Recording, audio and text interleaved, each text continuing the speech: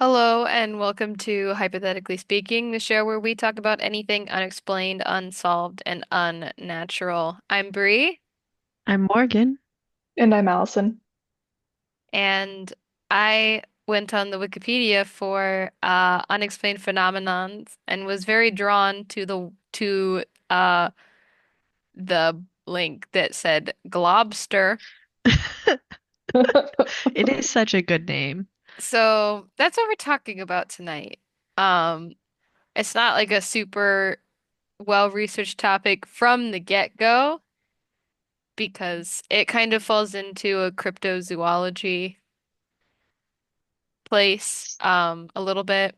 It was weird because it definitely fell between like cryptozoology, bad eyewitness reporting, and just like what I feel like is the natural uh thing that happens when something decomposes in the sea and washes up on the shore. We're like, what is that even? Yeah, the amount of things that are complicated by bad eyewitness testimony are boundless. I love it when people think that you should be able to convict because someone saw it, and I'm like, well, people are kind of bad at seeing things, actually. Yeah, and remembering the things they saw. Yeah, But Mhm. this felt like a good intersection of the current era of hypothetically speaking too, since it is once again whatever happens in the ocean should stay in the ocean, but hasn't in this case. it's unfortunate, really. Yeah. So it's kind of like if you've seen that viral picture where it's like this scary thing in the Pacific Ocean and it kind of looks like a striped, like almost like jellyfish, but it's actually like a bloated whale carcass. That's kind of the vibe we're going for. And it is gross. I could not eat my dinner in research. So, just a fair warning, I would not eat while you're listening to this, even though we don't have pictures really for this show. Just a fair warning. It's a little gross. We're going to talk about some decomposition stuff in vague terms. So, if makes you squeamish, this might not be the best episode for you. With that being said, what do y'all know about this topic going in? Hairy ocean goo that is decomposing. Shrug. Yeah. Yeah, Basically, I haven't heard the term, but I have seen a lot of things about decomposing stuff that's washed up on the ocean. I mean, we've talked about some of that with like jellyfish. true, we have. So, I've I'm fairly familiar with the concept of a whale fall, and I watched a really good video about the different stages of a whale fall and how it supports different parts of hmm life in the underground ecosystem, which is really cool. But yeah. I hadn't really considered what happens to the pieces that slough off. So that's kind of what this topic is. To be fair, who considers that very frequently? True, true. I mean, I feel like even the people that have found them are like, what? Yeah. Yeah, very much so.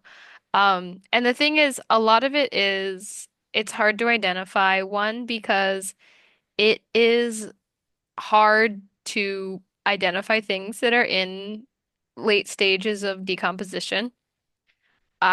Two, it's fragmentary. It's not like you're seeing a whole body of something. And three, a lot of the people who were initially finding this do not have very good knowledge of like marine life anatomy. So it's hard to say. A lot of these early accounts also were very much pre-internet era. Most of these are pre-internet era, but not all of them. Um, and so they were really like some professor who's an expert on cephalopods was getting a letter 2 weeks later and it's like, yeah, based on this guy's description, it definitely sounds like a squid. But that doesn't necessarily mean that it actually looks like it. That's just what he's reporting in the letter. Mm. Um, as a Yeah. general overview, um, globsters or bo blobs are like unidentified organic mass that washes up from the ocean, Usually oceans, sometimes it can be other bodies of water. Um, Normally when we have like beached carcasses, you can tell what they are. But the thing with lobsters is that their identity is kind of muddled just based on the fact that they are not very easy to identify. Um, so there's a ton of examples. We're not going to talk about all of them, but we're going to hit some highlights, and there's also some other ones in here. Honorary mention to what is probably the first recorded one, which is the Stronsay beast, which was found in 1808. It washed up in the Orkney Islands of Scotland in 1808. Um, and the Historical Society of Edinburgh could not identify the carcass when it was found. Um, and it was sort of a thought to be like some kind of weird monster or like a sea serpent. I mean, that's fair for the ocean. Like when you find weird unidentified ocean thing, you go, I don't know, odd ocean monster. Yeah. And Yeah. it's like the Finnish drawing the horse thing, where it's like when you don't have the complete picture, it's hard to get an accurate read, especially when they're like drawing basically a Nessie, but with like it's like a Nessie water bear is what the sketch looks like. Yeah, I don't know what I would call that either. It's got like six legs and it's It's a got good starting place. the like plus plesiosaur body type. So kind of chonkish. A little chonkish, a little aquatic, really hard to identify. But where our examination is going to start more in depth is the St. Augustine monster, or the St. Augustine blob, which was found in the 1800s as well. 1896 on November 30th, two young boys who are not at St. Augustine in Florida, but instead on Anastasia Island, which is nearby, found saw this weird thing on the shore when they were taking a bike ride. And it was like just this weird blob. And so they talked to the only guy with any sort of education in the vicinity, like the doctor guy on the island. And he was like, "Yep, Dad, that looks weird," when he went out to identify it the next day on December 1st, I believe is when they first recorded it. So it Very was blob-like. very blob-like, yes. Dr. DeWitt Webb, he was the founder of the St. Augustine Historical Society and Institute of Science. Um, he, yeah, had an academic background. So he did think that it was obviously some kind of corpse of an animal that was in a very sorry, not active, advanced form of decomposition. The description was that it was very pale pink, almost white, with a silver reflection in the sunlight. It was a rubbery texture, but also very hard consistency. I And dislike greatly. I also dislike greatly. This is why I was like, I gotta finish the avocado first, actually, before I get into this.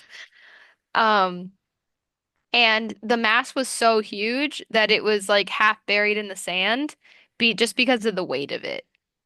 Oh, I'm not a fan of that. I'm not a That's fan going to of be that a at all. hard pass from me. I I can only imagine the smell. I know, yeah, low tide central. So, Oh, and I tend to think that like being close to the ocean is like not my favorite scent, to be honest, anyways. Like people are like, "Oh, sea breeze," and I'm like, I don't know, it's kind of rank. Um, I like the ocean, but like there's just always stuff around and It's a little gross, yeah. I can't I'm imagine the smell of like something that is like rubbery, but not. And Yeah. Yeah, I'm a mountains girly, and this made me feel even better about my decision. Honestly, every time I learn something mhm, new, I'm like, yeah, I chose right. Yeah. I do enjoy the ocean. Um, and I don't mind like when it's actually like a shore, the mhm, smell of the ocean isn't bad to me normally. yeah. But as soon as you take your shells, if you don't rinse them, Oh, they're horrible. or as soon as it's like low tide in Plymouth, it's bad. We we had some from like the Seattle Tacoma area. They sat out in our shed for like 5 years and still smelled disgusting. And we're like, we give up. Those can go away, You actually. gotta rinse them and you gotta do them well. I Um, think, yeah, my grandparents had a condo in Puerto Rico for a little bit, and my grandma she loved going to collect shells, but I think she would soak them in like vinegar and water, yeah, Yeah. which you is gotta be pretty intense with probably it. smart. Yeah. I don't think it's like a ton because I think too much vinegar would like, Then they'd smell vinegary, which isn't great either. And yeah, also but wouldn't vinegar be does good for the dissipate. Yeah. the actual shells. Yeah, because that's a lot of like calcium and stuff. Hmm. Yeah. So, I but I think have she did use some like vinegar, maybe something else. I don't know, but there's some shells from our recent trip to Cape Cod that have are still sitting in my parents' garage and they have not been rinsed. I actually have a little bottle. I can see how badly that is. If you want it. oh, put yourself in You're put really taking yourself one for the in the team. like yeah, Line of fire. really setting the mood. My lovely aunt, when we visited Cape Cod, um, gave us little bottles for us to fill with Oh, those are shells. cute. And oh, it's not that bad. It That's mostly good. smells like glass and sand. Solid. Okay, that's good. That's good. Yeah. But there wasn't anything, these were like shells mostly from the beach, not the Yeah. ones that were in the actual surf. So, I mean, it Mm, still doesn't smell great, but it's not terrible. okay. Anyways, back to the carcass. This guy was like, this is a lot. Dr. DeWitt Webb was like, this is too much, actually. And so he called in a couple of other people to also get their opinion on it. So, two hobbyists, Edgar Van Horn and Ernest Howitt, Howitt, to photograph the carcass. Um, at least two photos were taken. They were lost for a very, very long time. Um, and partially because they weren't great, like the photos were kind of overexposed. Um, and they were eventually found in 1994, or at least obtained, like taken from wherever they were.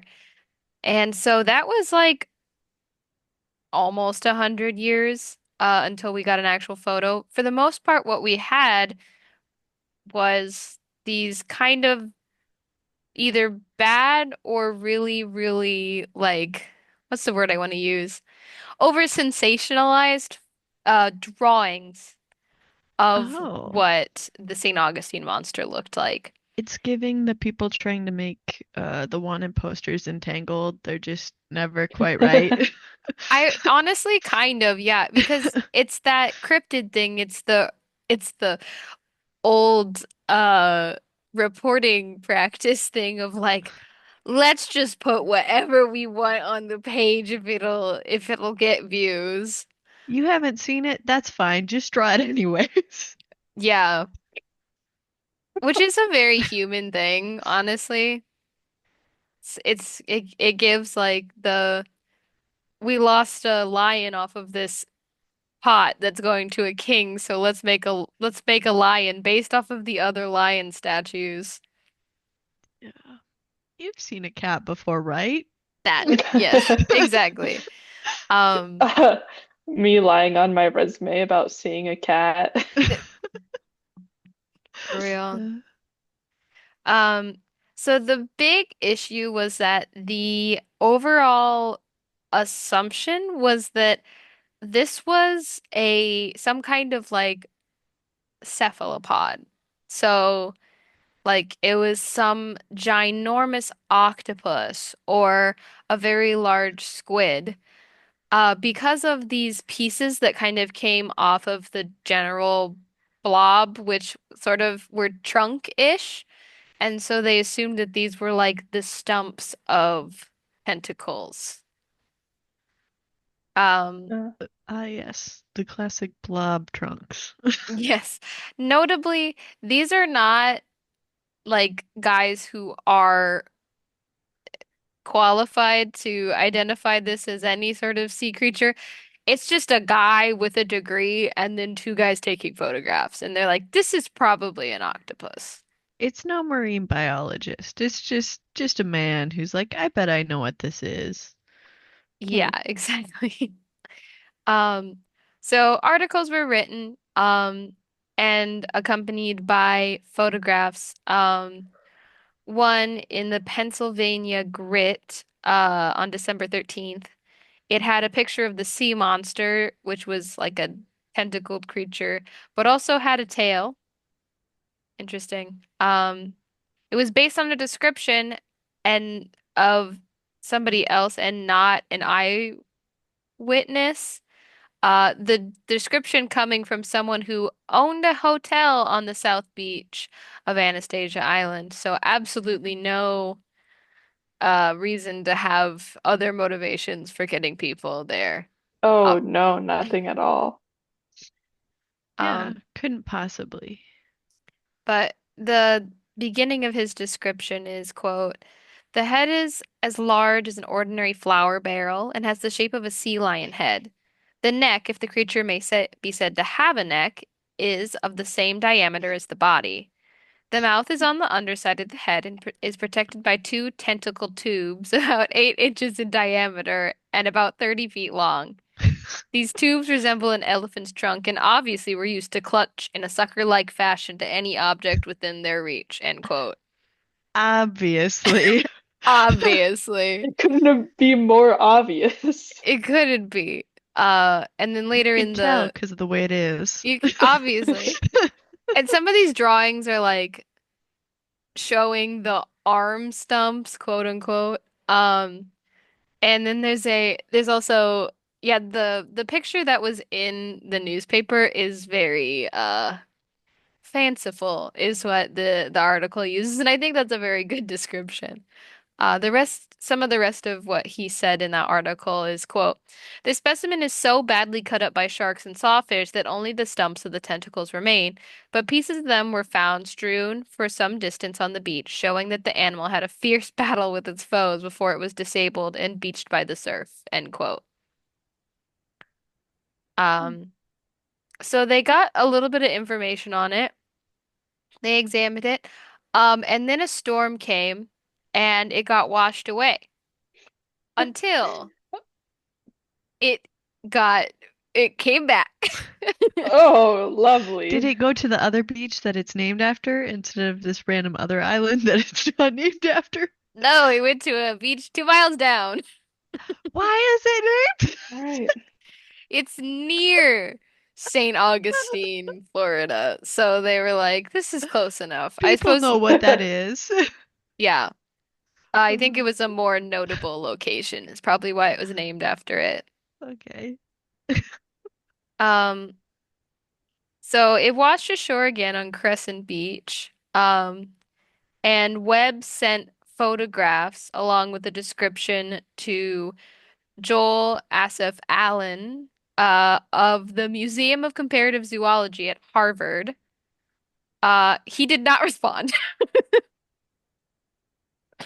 Um, but apparently a different professor, Addison Emery Verrill of Yale, who was the authority on cephalopods at the time, he did suggest it seemed like it could be a giant squid. But he did soon change his mind, and thought it was more octopus-like, which is fair. There is a pretty decent distinction between what squids look like and what octopi look like. I, octopi, octopus, whatever. Um, and he like gave more information in an article, but he wasn't actually like quoted in it. Um, but there's like pictures of web beside the body and things like that. It is a big blob. They ended up moving still, even after being washed up again. They ended up moving it further inland so it wouldn't keep getting washed away. And apparently it just sat by the train tracks for a long time and people came and saw it, and then we don't know what happened to it. Oh Classic. gosh. Uh, yes, that's the big blob there, right next to the train tracks. I know it's Want to go watch the trains and look at the blob? honestly, I'd be a little curious to see the blob. I'd probably not enjoy it, but I'd be curious. Um, let's see. What was this quote? So Verrill, the professor from Yale, did give a scientific description of what he saw from the carcass and gave it a scientific name, Octopus giganteus. Very original. Um, Wonder where and he got that from. I wonder where. Um, and he kept with this for a little bit. Um, it saying it could be related to other animals. What animal? Cirate octopus, which I guess is a specific kind of octopus. Um, but later seemed to examine the pictures better and thought that it was probably closer to some sort of a whale. Um, That is a large jump for me. To go from octopus to whale is yeah, astounding because they're very, very different looking, in my opinion. yes, I agree. And I think that um I'm getting hailed from the Ah, doorway. yes. I've been rescued from Catland. Basically, we're gonna come back to the St. Augustine blob, but for now we're gonna put a pin in it. Um, but it essentially this was still a mystery for quite a while. Um, and then we're gonna get into some of the other blobs that have been found since that point. Um, specifically, I think we'll talk about the Trunco next, which this one's the weirdest because there isn't a good claim for what it could be. So it gives me the most mystery of all of them. But the so this guy's got a bit of a tall tale. So Trunco is the nickname for the flesh globster piece of whatever was that was found in Margate, South Africa on the 25th of October, 1924.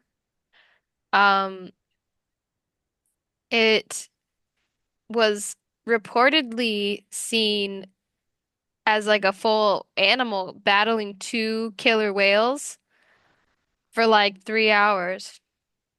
To survive, fighting with two killer whales for 3 hours is bonkers.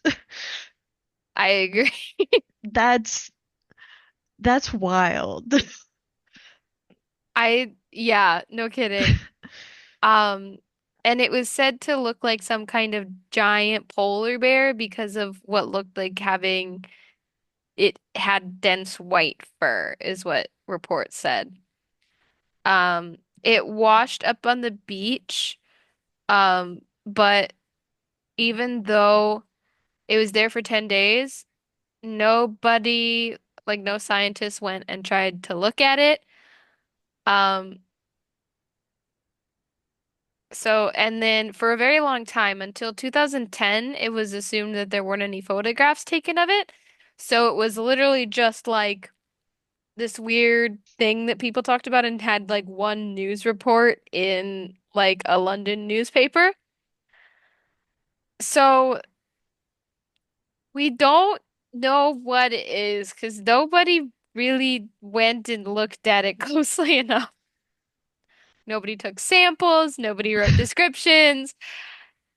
We just dropped the ball on the weird elephant trunk polar bear thingy. I take some issue with the newspaper that didn't bother to take a picture of it or look at it or describe it, or I find that perplexing. I agree. I want to know why London's Daily Mail reported on it and nowhere else when it happened in South Africa. I mean, I guess like it the doesn't, Brits were unable to keep themselves out of other people's business for most of history, so like that part does kind of track to me. But yeah, still, you'd think like someone else would talk about it. yeah. I guess that part isn't the part that irks me. It's just the fact that there's nobody else reporting on it at all. Um, Yeah. Yeah, it's so yeah, this it's is crazy. super hearsay-ish besides the photographs, which are not bad photographs for the time, but are just still kind of tricky to make out anything in. Um, it was reported by witnesses who shrug emoji, we don't know who they were, as it having snowy white fur and an elephant-like trunk. So Why do they all have trunks? I I do not know. I Something about the way the way the way the waves turn it Yeah. is my yeah, guess. I think it's like pieces of stuff that are just kind of hanging off further. I don't know. Um, a paleontologist, Darren Naish, wrote on it, um, quote, they show that it was a rotting carcass of a large vertebrate, vertebrate, most likely a whale. The idea that this was really a body of a white-furred trunk sea monster stems from naivety about the appearance of rotting animal carcasses. The photos are somewhat ambiguous, but the enormous bulk of the carcass, a large amount of what looks like frayed, badly decayed collagen, and the presence of what seems to be mostly obscured internal skeletal framework suggests this is another globster, a rotting mass of whale tissue. End quote. So two things. There were apparently pictures because it Yes. talks about photos. They knew there were photos and they did not get them. What is this journalism? They did not find the photos until 2010. This happened in 1924. Good Lord. I also That's every so time funny because oh, sorry, go ahead. every time you say lobster, I struggle not to giggle imagining a lobster wearing a mobster outfit. I've also been thinking about a lobster, but when I looked up Globster on TikTok just to see if any of the like people I that talk about history stuff sometimes are talking about them, I saw a video of a Globster, but in a very different way, where it was just a fully like steamed lobster, but they were putting pink glitter on it, so Globster like girl lobster. Oh, that's so good. So I was like, you know what? That's a much better Globster than what I'm trying to find information about. The internet is a wild place. Anyways, what were you gonna say, Allison? Um, oh, I was gonna say that, it's just like one of those things where it's like it was found in Grandpa's attic, and he was like, "Oh, there's a photo of Globster, the of the Trunco that washed up on the beach," and yeah, And everyone like goes, you just know "What?" it was just like a what? Grandpa, do you need to take your medication?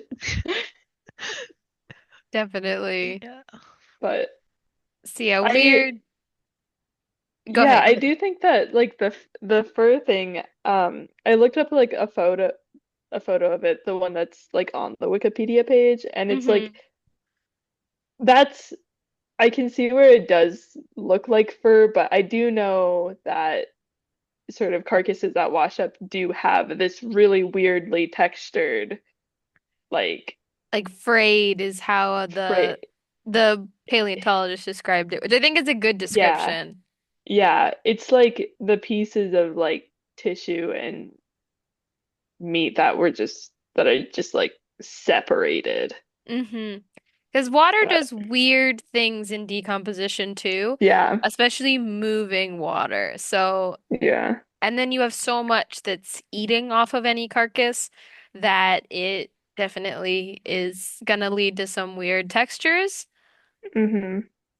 Oh, Um, oh my so goodness. Did you know that the Globster is also a monster in Pathfinder? I saw that when I was looking through like the fourth page of Google. I was like, huh, the more you know. The the deep shadows of the fourth page of Google. It is an odd place to find yourself. There's quite an intersection of all of our interests in this one. Uh, fair. Um, but yeah, it was fun to search for this. There, like I said, I tried to find like good sources that weren't just Wikipedia. I found a couple of news articles and I did read through them, but they were pretty short little snippets. Um, so I am mainly going off of the little Wikipedia archive, because this is not Yeah. an academic paper. This is just me talking about the silly little thing I found. It's not that serious. Also, you can find some really interesting things that are honestly relatively accurate on Wikipedia. I Hmm. know people get worked up about it not being the most trustworthy, but like, I don't know how many people are out here trying to mislead you about the Globster. It's also Like, a sea blob in the sea. yeah. But it Yeah, does. Um, it's I mean, I'm to be honest, like any like a lot of kinds of cryptids, it's like what kind of quote unquote reliable information are you gonna find about What kind of those? Like, academic article am I really gonna find on this? yeah. yeah, the best you get is some interesting looks into like folklore, which I do love. I think those are great. Hmm. But you're there's always going to be a little bit of scrutiny when you're doing any search into cryptozoology. There is a cryptid fandom wiki page on uh Globsters, but I stuck to the more academic sources for this one. Not that I don't love the cryptid wiki. I've used it a ton. It's very Um fun. it is near and dear to my heart. It is where we find bad cryptids, which is still one of my favorite topics we've ever done. They're so good. They Like, they're are. just so much fun when they're horrible. It's great. I forgot I even have my coaster. Oh, yes, It very says fun. Antisocial Cryptid Club. Just You took a drink, which reminded me. I don't know if you've tried it yet, but they made a root beer that's like ice cream sundae, and it just tastes like vanilla. oh, It's in wild. in like a good way or a too much way. I haven't decided yet. The jury's still out. That's fair. I was gonna have a hot chocolate. But I thought I shouldn't have anything else besides water while we discuss the nasty topic. That's fair. Um, yeah, so that's kind of all for this one, but I do enjoy the name of the original article published on this one, which is Whales are slain by hairy monster. Um, There you go. I mean I don't know how else I would title it, but just I appreciate I think it's a funny description. Thank you, Trunko. big trunk hairy monster thing, we will never know what you really were, but you were probably like a whale spine or something. It's true. It's Yeah, true. probably not Um, wrong. Now time for part three, the Bermuda Blob. Whoa. This one's It's really crazy short. in here. Uh, this is really short. The Bermuda Blob is a blob which was found in Bermuda, shocker, in 1988. Sucks. It was found by Teddy Tucker, a fisherman and treasure hunter in Mangrove Bay in May of 1988. He said it was about 2.5 to 3 feet thick, very white and fibrous, with 5 arms or legs, kind of like a disfigured starfish. So, again, straight nasty. Yeah. Um, and then let me see. Samples uh suggested it was some kind of uh this is from the Silly.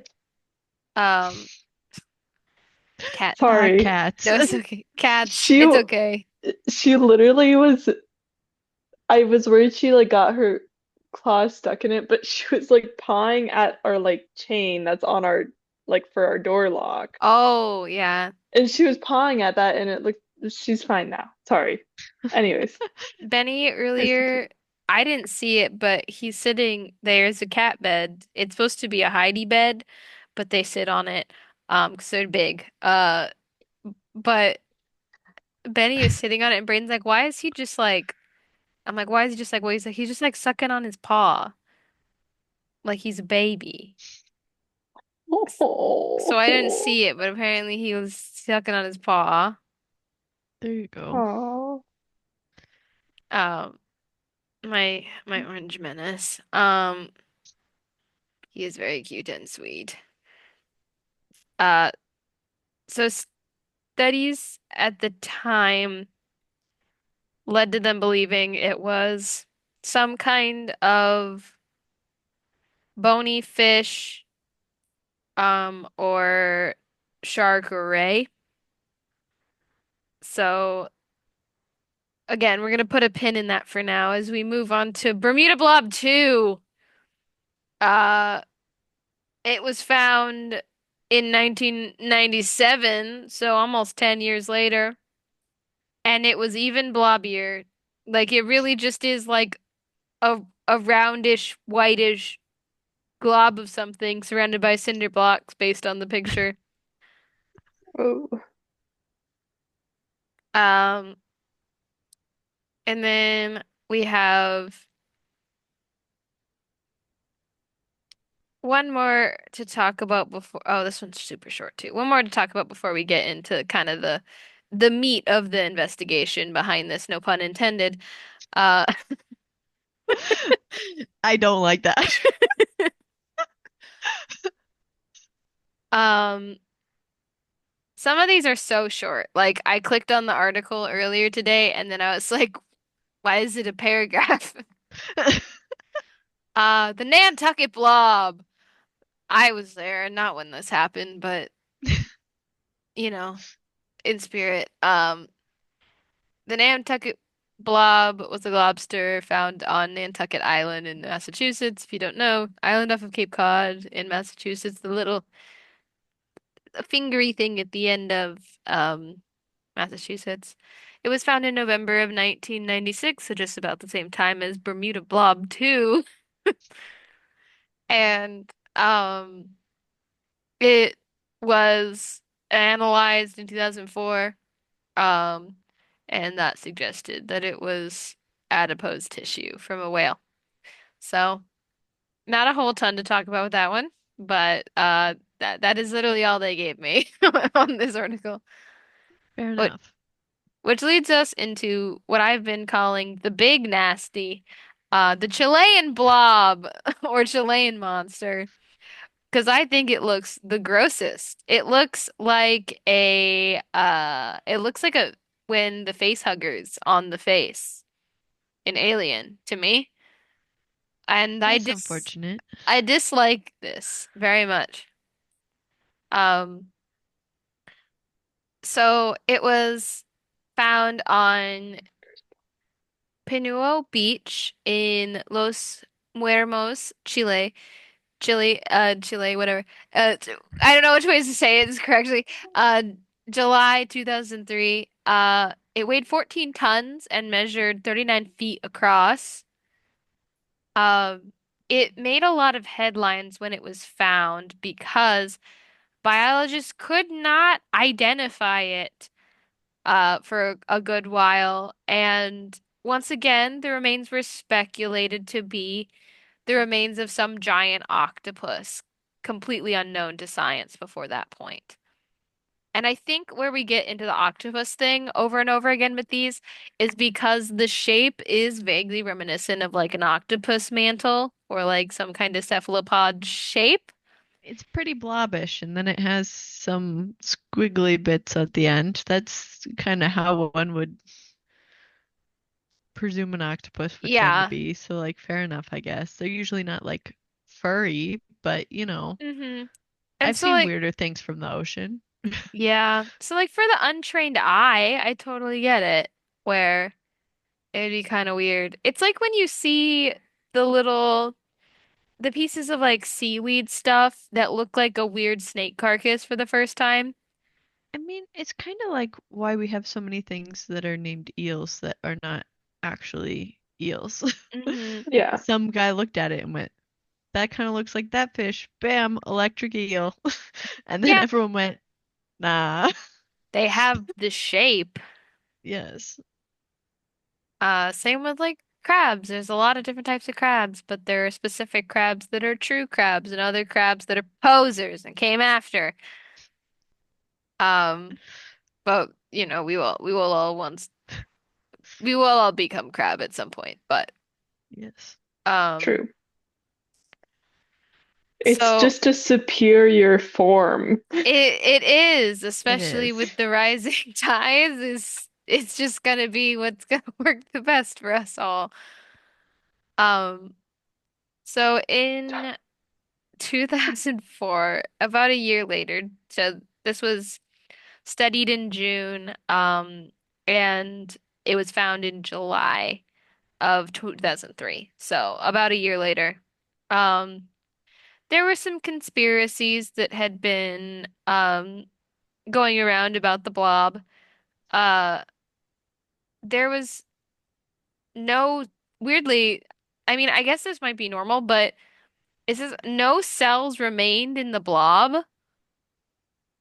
Um, but they were able to test small fragments, which is where we're going to bring almost all of these together because this study on the Chilean blob was also done on the St. Augustine blob and Bermuda blob 1 and 2. And I don't know exactly if the Nantucket one also was um, done at the same time, but they all say 2004. So I imagine some guys were finally just like, we're gonna figure out what all of these are in one fell swoop.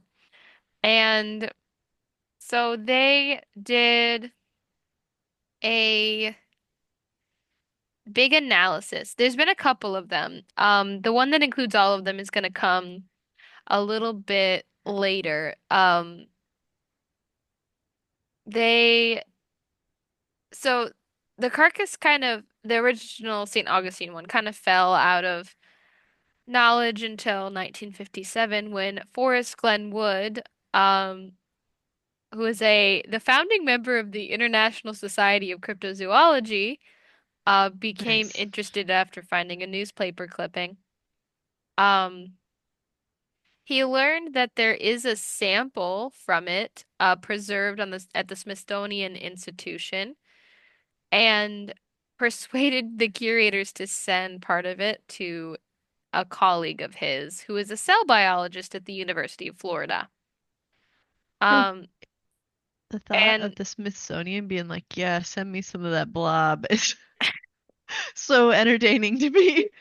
I get Like, I it get though. it. Like, Yeah, I hey, we understand where it would be like maybe scientifically relevant and why they would want it. I mean, yeah. they do lots of natural history kind of stuff, but it just the thought of like trying to ship that, like, I just think about the questions they ask you about what's in your package, and you just be like, good question.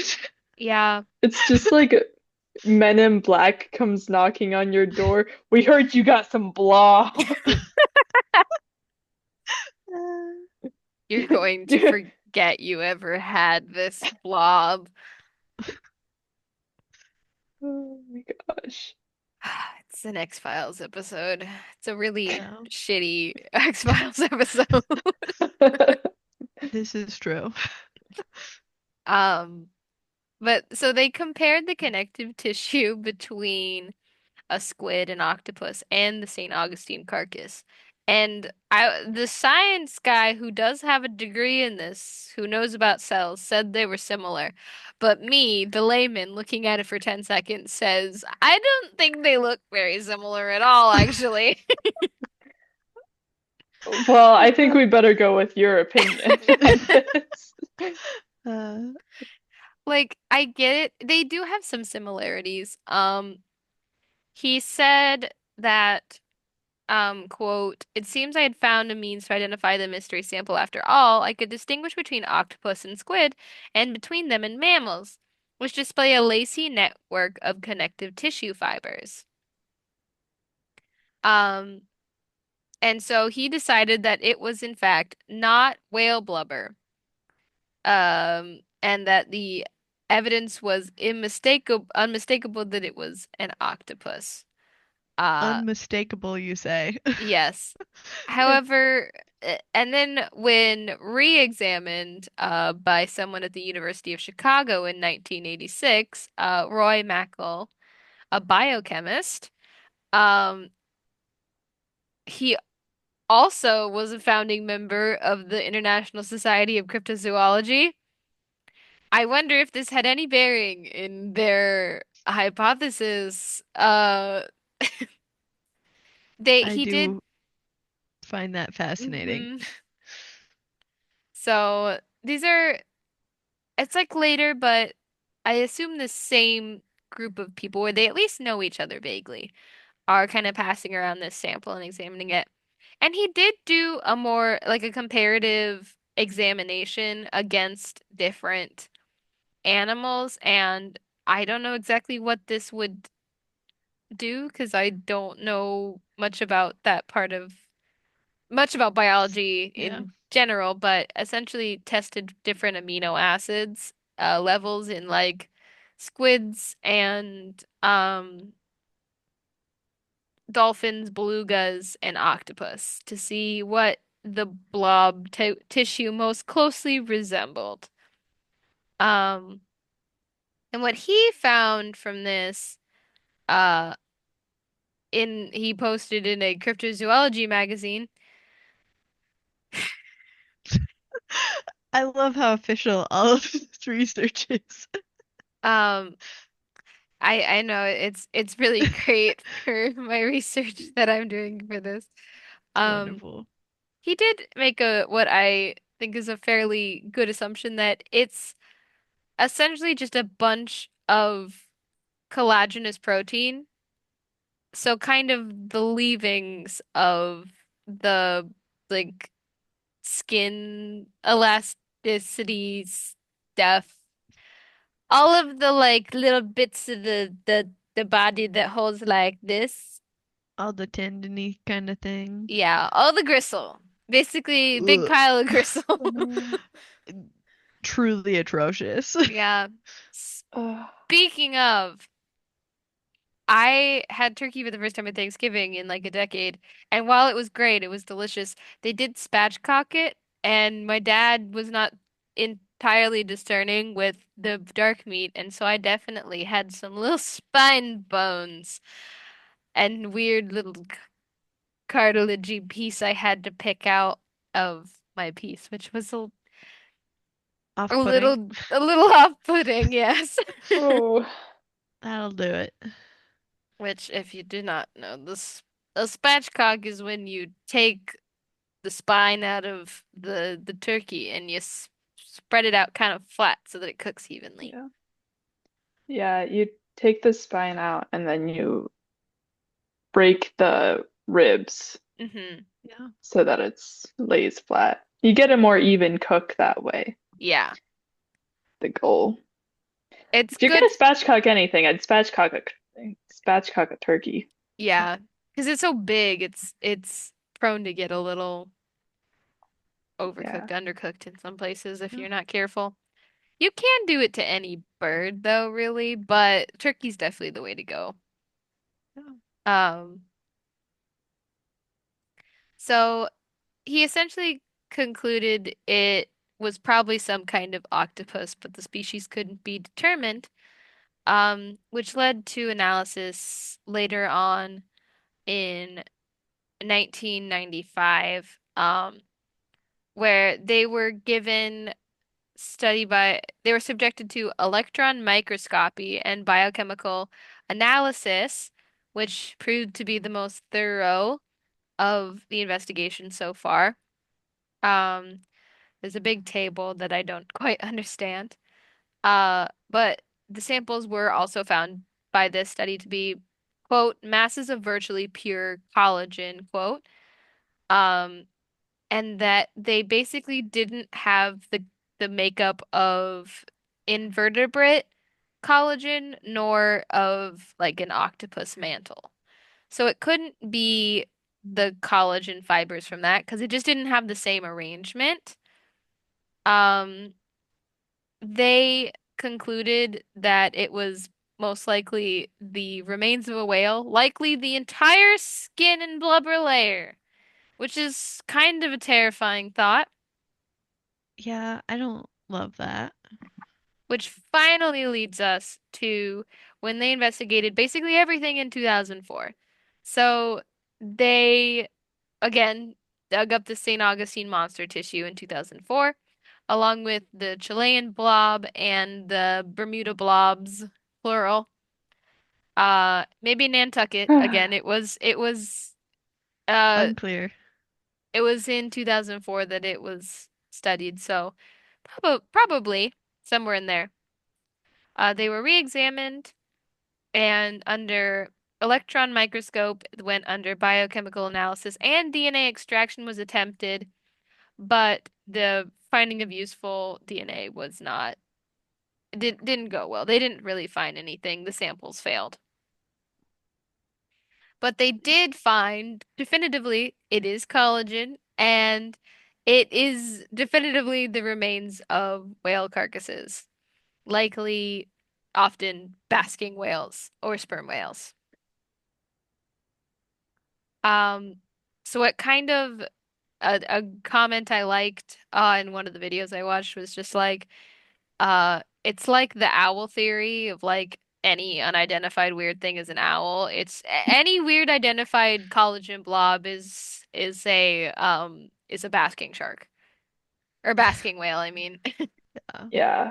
Basking whales look pretty funky alive, to be fair. They do. And all whales are Guys. huge, so even like a small chunk of a whale is still a significant amount of tissue to Yeah. where it's gonna be really weird. So the thought they had of what the blob was, the initial, obviously not the first one, but the first one we discussed in depth, the St. Augustine blob, was it was probably like the top head part of like a sperm whale, but without any of the underneath jaw thing or any like bones, so it was hard to distinguish as a jaw.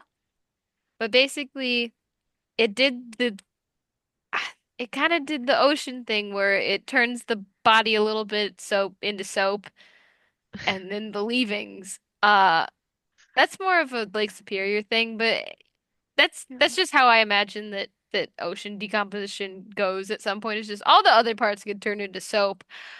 Um, To be fair, Lake Superior is like almost an ocean. she big. She big Yeah. and scary. and we love her. Um, but then we're gonna talk. So I have one final one to finish on quick because it is definitively not a whale. So I wanted to keep it Ooh. out of the discussion of the other ones. It is also the most recent. But basically, uh, behold a whale carcass, is the TLDR of, unless you want to Is think it's a giant octopus, which I can't I fault you. don't. No, I not love a good. cryptid, but like I It's don't, not. it's not. I There Also, have been large octopuses for there sure, but there are, but I do find just the mental image of a deeply furry octopus to be so viscerally upsetting. I just can't go there. hmm yeah. Yeah. There's a there's a line with like silly cryptid time where it's like this this one isn't. This one's not. Um, and this one is I'm gonna try and not I'm not gonna dwell too long on this because we're at about an hour now, I think. Um, but this is the Montauk Monster, found in Montauk, New York in July of 2008. And this isn't like a an end all be all list of globsters. There are more if you want to look into it, but this one was just very different, so I decided to look into it. This one was weird. For one, it's not a huge blob. It's more of like a fully washed up corpse. It's clearly vertebrate, but it was very weird and no one could really tell what it was for a while. Um, so the story surrounded it kind of blew up because it was more modern. Um, and similar carcasses have washed up on American and Canadian shores and have been called, I'm gonna try this, but uh Omaginakus, or the ugly one by indigenous groups who think it is an omen of bad luck. That's fair. I would see that and think bad. Not good. Very bad. This one's definitely the creepiest looking, I'd say, just because it's the most formed. It's like the least ambiguous, so it Why so feels shaped? why so shaped, for sure. And so the an article ran with a color photograph, the Hound of Bonacville, um, which is like East Hampton region and a play on the Hound of Baskerville, I like was the sh gonna say it's giving copyright of Sherlock Holmes. it's a play on Yeah. Sherlock. Yeah. The the article speculated it might be a turtle or a mutant experiment from the Plum Island Animal Disease Center, which is like I get it, guys. It's 2008. It's the recession. We're not really trusting anybody with anything, but like, you think they're wasting their time on that? Like, um, it was claimed to be about the size of a cat and had apparently decomposed to a skeleton by the time of press coverage by a local witness. Oh. Um, there was a guy who took it, put it in the woods, by his backyard, but wouldn't say who did this or where they put it. Um, That's an odd thing to choose to do, my guy. I think they just didn't want it to like they Go didn't back want into it the to, ocean. yeah, or like be gross out there. So, and like draw a bunch of attention or stink. So I think they just tried to put it where it would decompose more naturally or like more normally. I don't know how to put it, but I beg to differ. This is not normal, but um odd choice all around. but these people were like interviewed for a television show in California. Uh, there were like pictures posted online, that were very like fanning the flames. And it became a little bit of like an urban legend of like, what is this creature? What are they doing on the island? What washed up? What is this monster? Um, To be and fair, if you were doing experimental stuff like that too, though, why wouldn't you want to like go through the process of like figuring out everything you can about it? AKA, like rather than throwing it in the ocean, wouldn't they like give it an autopsy? yeah, um, you would think instead of going the Frankenstein route of my monster, I can't handle it. Yeah, It is too much for me. This this became so infamous. It was on the third season of Ancient Aliens a truly atrocious show. for like weird, cryptid, like unexplained things. That's like upper echelon of like popularity. True. Yes. The Um, so it definitely kind of, I'd say, breached containment of the general like cryptozoological crowd and more into a general like weird conspiracy theory thing. Um, Initial reports were like it was a turtle without its shell, um, a dog, a large rodent, or some other experiment. Although some people like did analyze it.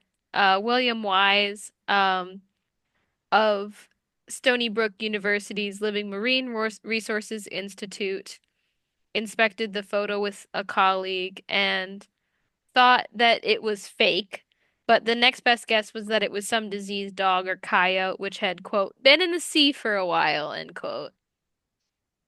Um, and then he tried to dispute some claims people had made of it being a raccoon, a sea turtle, a rodent, a dog, or a sheep, or some other ovine, saying the face looked somewhat ovine, but sheep don't have sharp teeth. The corpse is dog-like, but the eye ridge and feet don't match, and so on and so forth. Um, and saying about the raccoon, the legs appear to be too long for the proportion of the body for it to be a raccoon. However, our man of the hour from the trunk one, uh, paleozoologist Darren Naish, also studied this photo. And he concluded based on the um oh, what does dentation mean again? Oh yes, that's what I thought. The the dentation, so the teeth, skull shape, front paws. The creature was most likely a raccoon.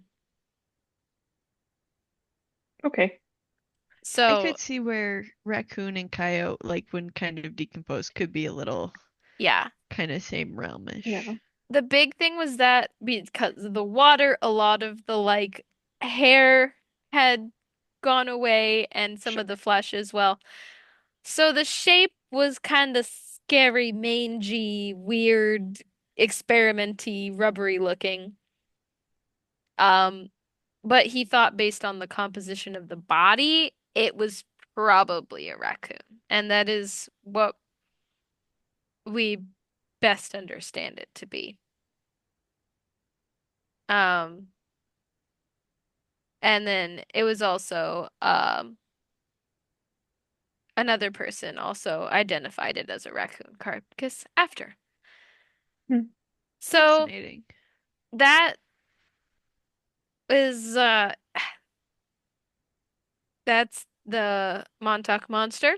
Those are Globsters. Thank you for joining me for Weird Sea Goo. Um, any final thoughts on Weird Sea Goo? I find it horrifying and am yet pleased to know more about it. and I'm still thinking about the lobster covered in glitter called the I've also Globster. the Globster. I can't tell if it's girl lobster or glam lobster, like what she was quite going for, but I don't know, but just the word lobster is quite phenomenal. So I'm glad to have it more in my Yeah. brain. it is. It is quite a good word. I guess stuff just gets kind of fucked up when it's in the sea for a while, is my takeaway from this one. Which is Yeah. basically what we introed the episode with. So,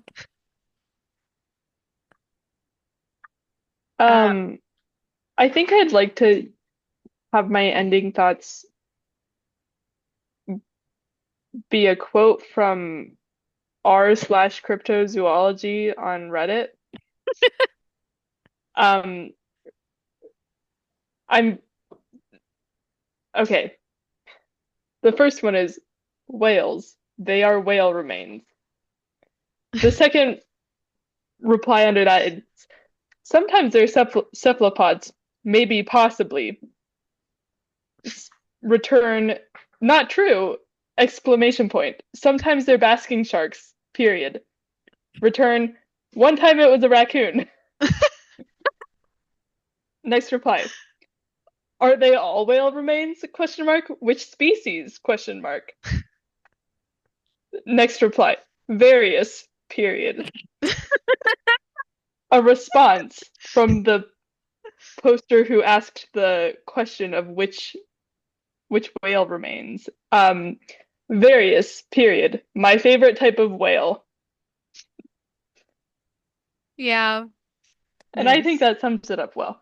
it does. Yeah. It is quite poignant. I love the passive aggressiveness of various, period.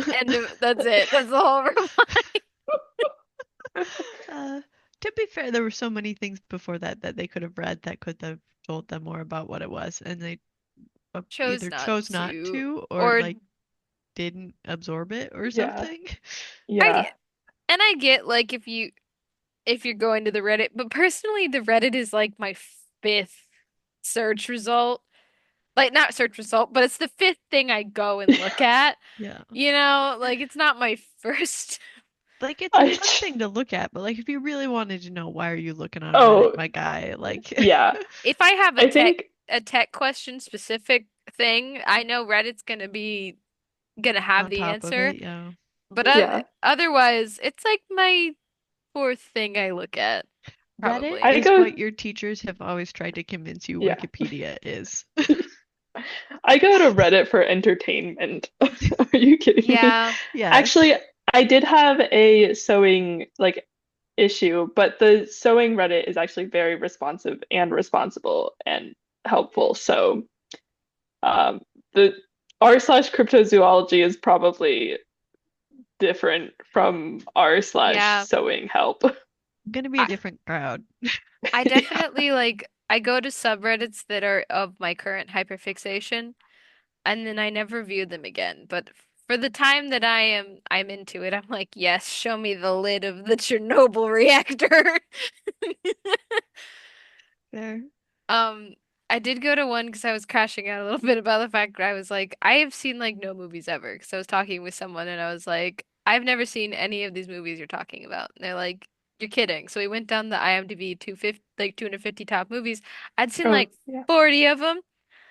So I was having a little panicky moment. I was like, what are good movies to watch to like the movie subreddit? And most people were helpful, but one person was like, this seems like a bot post. And I'm like, no, I'm just really bad at watching things when they come out.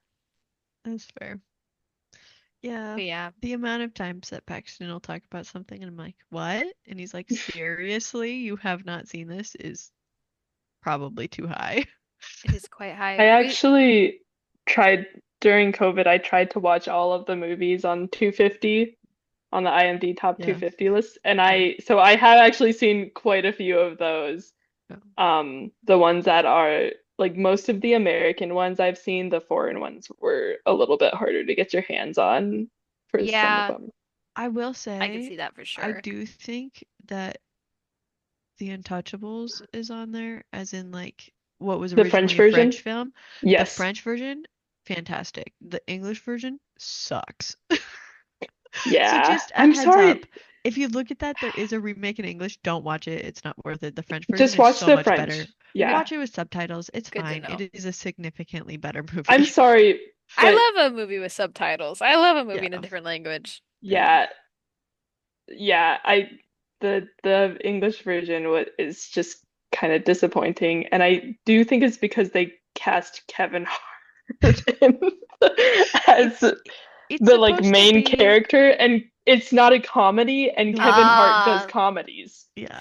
just yeah, maybe not the I mean, choice for the it's tone. literally this guy who's going into an interview to like stay on unemployment essentially, and then he ends up working for like this paraplegic man.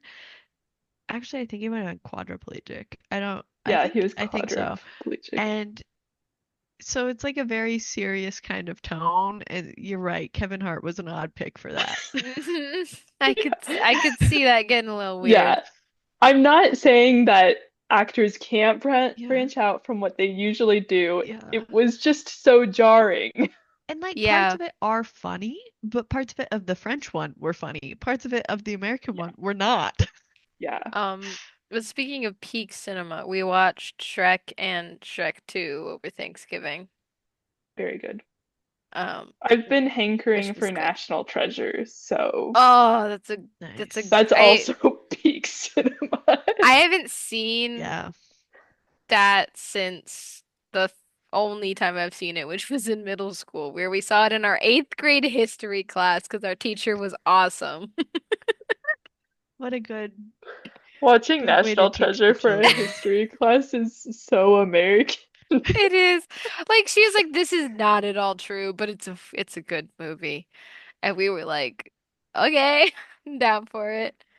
It It was gives a it was similar good. energy to the one substitute we'd have that would just give us answers to things and tell us that if you aren't cheating, you're not trying, and it's the American way. As our whole class was like, "What? Excuse me?" Whoa, That's a way to go. that's a That's crazy thing to tell students. It was wild. Wow, that's insane. um our favorite Well, final yeah, thought. Our favorite substitute. We had a substitute choir teacher for most of my freshman year of choir. Um, and his last name was Jaeger. So we, as an entire choir student body at the last concert of the school year, sending him off in front of all of the parents and faculty there, chanted Jaeger Bomb! There you go. I mean, fair enough. He was yeah. awesome. It was great. Anyways, um, that's that's Globsters and that's Glittery Lobsters and that's A Blobs couple and movie wrecks. that's a couple movie recs in the IMDb 250. Um, Other than that, I think that's gonna do it for us tonight. Thanks so much for listening in with us, learning a little bit about gross sea goo with us tonight. Um, we will be back sometime in the near future-ish. Hopefully without a month hiatus this time, but life gets in the way. So, we will see you when we see you. Any other final thoughts before we pop off? The ocean, man. Yeah, it's just It's if the you're not mystery. fearing water, you're doing it wrong. Yeah. It's the mystery and weirdness that just keeps on giving. Oh, I almost forgot to say, on one of the articles I watched, there was also a link to a video where they had a full whale corpse, and they were like, we don't know what to do with Oh, it, so they decided to just oh, blow it up. Showed a video of them blowing it up, and everyone's like, yeah, and then the giant hunks of blubber started raining down, and they started all running away. oh my gosh. I Uh, presume this was in the United States. yes, it was in the United States. I can't remember where it was, but it was definitely American. That's horrid. It was Just like, to just to loop us back around, imagine the smell. imagine the smell. Oh, but that's why they did it. Is they're like if it evaporates or if it disintegrates now, if it's atomized by this dynamite, then maybe it won't stink anymore. What? So they were like, we don't want to push it back in because that's not going to do anything. We don't want to cut it up because nobody wants to cut it up and bury it. We can't bury it whole. So we're just gonna blow it up with like half a ton of dynamite. I would put it in a net and try to drag it out to sea. Yeah, I think like that'd be a good I solution. don't You know. need a They lot should of have. power in those boats, but you could probably make that work. Oh yeah, totally. I think it was in Oregon that it happened. Oh my gosh. But anyways, imagine the smell. The ocean is bad actually. I think I think that's all. With that lovely imagery of a whale being blown up by half a ton of dynamite. Yeah.